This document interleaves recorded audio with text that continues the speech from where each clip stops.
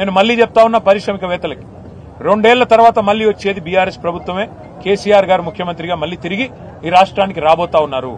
ఈ హెచ్ఐఎల్టీపీ అనే అపసవ్య నిర్ణయం, ప్రజల సొమ్ము దోచే నిర్ణయం, దీన్ని ఖచ్చితంగా నిర్ద్వందంగా మీరు కూడా తిరస్కరించండి. ఎందుకంటే నడుస్తున్న పరిశ్రమను మూసేసి మీరెక్కడికో పోవాలి అంటే అక్కడ అవసరాలు లేకుండా, అక్కడ కనీస పరిస్థితులు లేకుండా మీరెక్కడ పోతారు? మీరు కనుక ఇప్పుడు ఈ భూమాయలో పడి వీటిని కొనుగోలు చేస్తే దీన్ని ఖచ్చితంగా సమీక్షించి రద్దు చేసి అవసరమైతే చట్టం తెస్తాం, చట్టం ద్వారా రద్దు చేస్తామని చెప్పి కూడా నేను పారిశ్రామికవేత్తలకు కూడా ముందే అప్రమత్తం చేస్తున్నా. నేను హెచ్చరించడం లేదు, అప్రమత్తం చేస్తున్నా. రేవంత్ రెడ్డి భూకుంభకోణంలో మీరు భాగస్వాములు అవుతే మీరు కూడా నష్టపోతారు. దయచేసి మీరు పెట్టిన డబ్బులు కూడా నష్టపోతారు. ఇటు పరిశ్రమ పోతుంది, అటు భూమి కూడా పోతుంది. ఎటు కాకుండా మీరు పోతారు. ముందే నేను మిమ్మల్ని అప్రమత్తం చేస్తున్నా అని చెప్పి కూడా తెలియజేస్తూ, ఈ భూ కుంభకోణాన్ని దయచేసి మీడియా కూడా మాకు సహకరించాలి. దీన్ని వెలుగులోకి తీసుకొచ్చేది మా కార్మిక సంఘాల నాయకులతో కూడా నా ప్రార్థన. ఇది నా సొమ్ము కాదు, రేవంత్ రెడ్డి సొమ్ము కాదు, బీఆర్ఎస్ సొత్తు కాదు, కాంగ్రెస్ సొత్తు కాదు. ఇది ప్రజల ఆస్తి, ప్రజల సొమ్ము. మీకు ఇండ్లు కట్టడానికి, మీ పిల్లలకి స్కూళ్లు కట్టడానికి, మీ కుటుంబాల కోసం పార్కులు కట్టడానికి, లేదా ప్రజల అవసరాలకు వినియోగించే హాస్పిటల్ కట్టడానికి, వాటికి వినియోగించాల్సిన స్థలాన్ని ప్రైవేట్ వ్యక్తులకు దారాదత్తం చేస్తుంటే చూస్తా ఊరుకోవడం అనేది భవిష్యత్ తరాలు కూడా క్షమించరాని నేరం అవుతుంది. దయచేసి మీరు కూడా కలిసి రావాలి ఈ పోరాటంలో అని చెప్పి ఇక్కడ ఉన్న మా కార్మిక అన్యులకు కూడా నేను తెలియజేస్తూ, ఇదే కార్యక్రమాన్ని పురస్కరించుకుని మా పార్టీ కూడా రౌండ్ టేబుల్స్ కూడా ఏర్పాటు చేస్తుంది. అఖిలపక్ష మీటింగ్లు కూడా ఆర్గనైజ్ చేస్తాము. దానిలో కూడా అందరూ కూడా పాల్గొని వారి మద్దతు తెలియజేయాలని చెప్పి కోరుతూ, ఇవాళ ఈ ప్రాంతంలో ఇంకా పారిశ్రామిక వాడలో కూడా పోయి ఇంకొంతమందిని కలుస్తాము. ఇతర వాడల్లో కూడా ఇవాళ మా బృందాలు తిరుగుతున్నాయి. వాటికి దయచేసి మరి మా ఉద్దేశం ఏంది ఈరోజు మీటింగ్ అంటే, ఇక్కడ రావడానికి ధర నిర్ధారణ జరగాలి, నిజ నిర్ధారణ జరగాలి. ధర నిర్ధారణ అంటే ఏంటి? ప్రభుత్వం అంటుంది ఇక్కడ 4000 గజం ఉంది అందుకే ఇచ్చేస్తామంటుంది. ఇప్పుడు మాకు ఇక్కడికి వస్తే తెలిసింది 1,00,000 ఉందా, 1,50,000 ఉందా? ఇక్కడ 1,00,000 పైనే ఉంది తప్ప 1,00,000కు తక్కువ లేదు గజం. అంటే ఎకరం 50 కోట్లకు తక్కువ లేదు. మరి ప్రభుత్వం ఎకరం ₹1 కోటి ఇస్తా అంటున్నది. ఇది న్యాయమా? ప్రజలు ఆలోచించాలి. ఈ ప్రాంత ప్రజలు ముఖ్యంగా పూర్తి స్థాయిలో దీన్ని అర్థం చేసుకోవాలని కోరుతాం. పాలసీ తీసుకొచ్చింది, దాని ప్రకారం మేము ఇస్తాం. ఇది కూడా మేము ఇస్తున్నది కూడా వాళ్ళ లీజ్ భూములు కాదని ప్రభుత్వం పదే చెప్తుంది. గ్రిడ్ యాజమాన్య హక్కులు అంటే ఎవడిచ్చాడు యాజమాన్య హక్కు? ప్రభుత్వమే కదా. ఎవరు సేకరించారు ఈ భూములు? ప్రభుత్వమే కదా. ఆ రోజు ₹1 కోటి ఉన్న భూమిని 10 లక్షల రూపాయలకి ఇచ్చాం. ఎందుకు ఇచ్చాం? భూమి అపార్ట్మెంట్లు కట్టుకోనికి ఇచ్చిండ్రా, మాల్స్ కట్టుకోనికి ఇచ్చిండ్రా, పరిశ్రమలు నడపడానికి ఇచ్చిండ్రు. వాళ్ళ పరిశ్రమలకి ఇంకా ఇక్కడ నుంచి తీసేయాలంటే కావాలంటే దాన్ని ఐటీ పరిశ్రమ పెట్టండి, మేము వద్దంటలేదు. గ్రిడ్ పాలసీ అదే కదా, ఐటీ పరిశ్రమ పెట్టమన్నాం. తప్ప అది ఐటీ పరిశ్రమ పెట్టి ఈ ప్రాంతంలో కార్మికుల పిల్లలు ఉన్నారు, చదువుకున్న వాళ్ళు, ఫీజు రీయింబర్స్మెంట్ కింద చదువుకున్న వాళ్ళు చాలా మంది ఉన్నారు, ఇంజనీర్లు చదువుకున్న వాళ్ళకి ఉద్యోగాలు ఇవ్వండి, మేము వద్దంటలేదు కదా.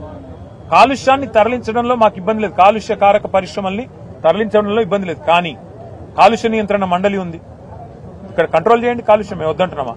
అవసరమైతే అట్లా కాలుష్యం ఉన్న పరిశ్రమలు పోయినాయి, కొన్ని ఉన్నాయి, వాటిని నియంత్రించండి, వాటిని మూసేయండి, మేము వద్దంటలేదు. గ్రిడ్ పాలసీ ఉద్దేశం ఏంది? ఒక పరిశ్రమ అక్కడ అవసరమైతే కాలుష్యం వెదజల్లుతుంటే దాన్ని తొలగించి ఐటీ పరిశ్రమ పెట్టాలనేది గ్రిడ్ ఉద్దేశం. మరి దాన్ని తప్పెట్లా పడతారు? ఇప్పుడు మీరేం చేస్తున్నారు? అపార్ట్మెంట్లు, మాల్స్, ఇదా మీ హెచ్ఐఎల్టీపీ ఉద్దేశం? అందుకే పరిశ్రమ స్థానంలో ఇప్పుడు రెడ్ కేటగిరీ ఇండస్ట్రీ ఉందనుకోండి, ఆ గ్రీన్ కేటగిరీ ఇండస్ట్రీ నడపండి. ఎవరొద్దన్నారు?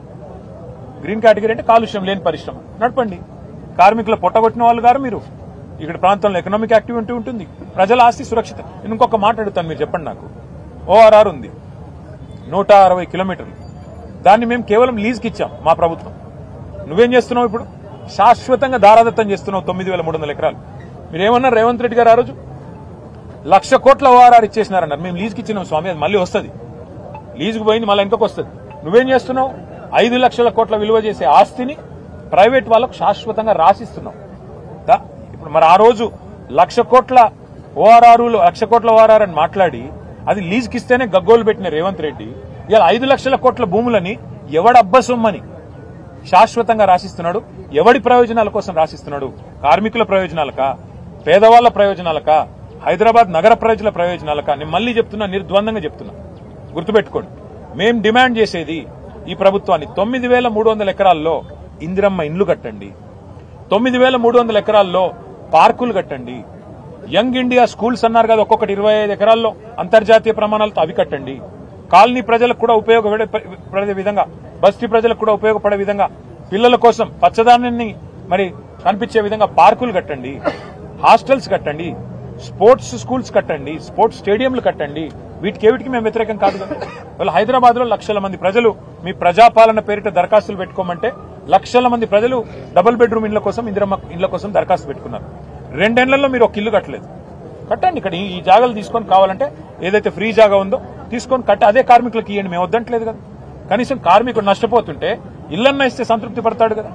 అవేవి కాదు. పారిశ్రామికవేత్తలకు దారాదత్తం చేస్తామంటే బరాబర్ కొట్లాడుతుంది. అందులో అనుమానం లేదు. ఇసుక పాలసీపై బీఆర్ఎస్ దుష్ప్రచారం చేస్తుంది. 9,300 ఎకరాలని చెప్పి కేవలం 4,500 చేంజ్ ఎకరాలు మాత్రమే. సరే, వాళ్ళు అనుకున్నట్టు 4,700 అనుకుందాం. నేను అడుగుతా, అదే ఎవడబ్బా సొమ్ము? రేవంత్ రెడ్డి అయ్యే సొమ్మా? ప్రజల సొమ్మే కదా. మేమనేది 4,700 అనుకుందాం నువ్వు చెప్పినట్టు. మరి దాన్ని వెనక్కి తీసుకో. స్కూళ్లు కట్టు, కాలేజీలు కట్టు, ఇండ్లు కట్టు, పార్కులు కట్టు, బస్ స్టాపులు కట్టు. వాళ్ళెవరో మాల్ కట్టుకుంటా అంటే, వాళ్ళెవరో అపార్ట్మెంట్లు కట్టుకుంటా అంటే ప్రైవేట్ వాళ్ళు. అది ప్రజల సొమ్ము స్వామి. ఆ భూమిని చౌక ధరకు పరిశ్రమలకు ఇచ్చింది ప్రభుత్వాలు. గతంలో ఉన్న ప్రభుత్వాలు ఇచ్చినాయి. మరి నువ్వెందుకు దాన్ని ఫ్రీగా వాళ్ళకు ఇచ్చేస్తున్నావు? కోకాపేటలో 177 కోట్లు, రాయదుర్గంలో 177 కోట్లు, కోకాపేటలో 150 కోట్లు ఎకరం అంటున్నారు. మరి షాపూర్లో ₹1,00,000 ఎకరం ఎట్లుంటుంది నువ్వు చెప్పు నాకు. తమ్ముడు నువ్వు చెప్పు. నీకు 4,000 రూపాయలు గజం ఇస్తే నువ్వు ఇక్కడ కొనుక్కోవా? ప్రభుత్వం నువ్వు కూడా కొనుక్కుంటావు కదా. నేను అనేది అదే. నీకు 4,000 రూపాయలు గజం నీకు ఇవ్వరంట, ఆయనకి ఇవ్వరంట. పరిశ్రమలు నడిపే పారిశ్రామికవేత్తలకు మాత్రం 4,000 రూపాయలు గజం ఇస్తారంట. ఇది ఎక్కడ న్యాయం? ఇప్పుడు నువ్వు అపార్ట్మెంట్ కడతానంటే, ఇల్లు కట్టుకుంటాను, నాకు సార్ ఇల్లు లేదంటే ఒక 50 గజాల స్థలం ఇవ్వమంటే ప్రభుత్వం స్థలం ఇస్తుందా? ఇయ్యదు. ఇంకా హైడ్రా వచ్చి కూలగొడుతుంది. మేము అనేది అది. పేదవాడినేమో గుడిసెలకు వెళ్ళి తీసి అవతల పాడేస్తున్నావు హైడ్రా పేరిట. పెద్దవాళ్లకు మాత్రం 9,300 ఎకరాలు కట్టబెడుతున్నావు. ఇది ఎక్కడ నీతి? ఎవరి కోసం చేస్తున్నావు? ఇది 5 లక్షల కోట్ల కుంభకోణం కాకపోతే మరి ఏంది?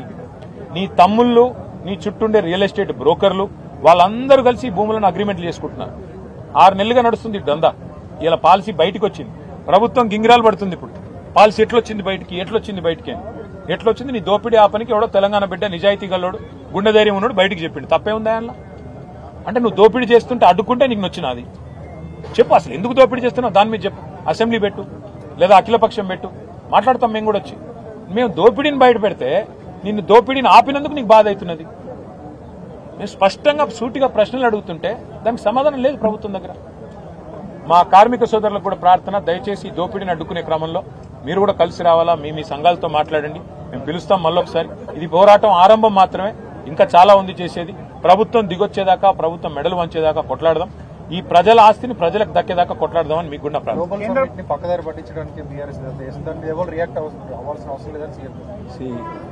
గత 2 సంవత్సరాలుగా సమిట్లు, పెట్టుబడులు అన్నారు. నేను దాని మీద కూడా వివరంగా మాట్లాడతా. ఇప్పుడు వద్దు, ఎందుకంటే వివరంగా మాట్లాడతా. ఇవాళ నేను కేవలం భూములు, ప్రభుత్వం చేస్తున్న భూదోపిడీ, 5 లక్షల కోట్ల కుంభకోణం మీద మాట్లాడడానికి క్షేత్రస్థాయి నిజ నిర్ధారణ, ధర నిర్ధారణ 2 జరగాలని ఇక్కడికి వచ్చిన. వాళ్ళతో కలుస్తాం. ఇంకో రోజు సమిట్లు, వీళ్ళు ఉద్యోగాల పేరిట ఆడుతున్న డ్రామాలు, ఇవన్నీ ఇంకో రోజు